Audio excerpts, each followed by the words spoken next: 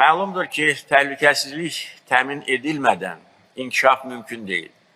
Beynəlxalq hüququn norma və prinsiplərinin kobud şəkildə pozulduğu dövrdə ölkələrimiz arasında hərbi və hərbi-texniki sahədə əməkdaşlıq çox önəmli faktorlardan biridir.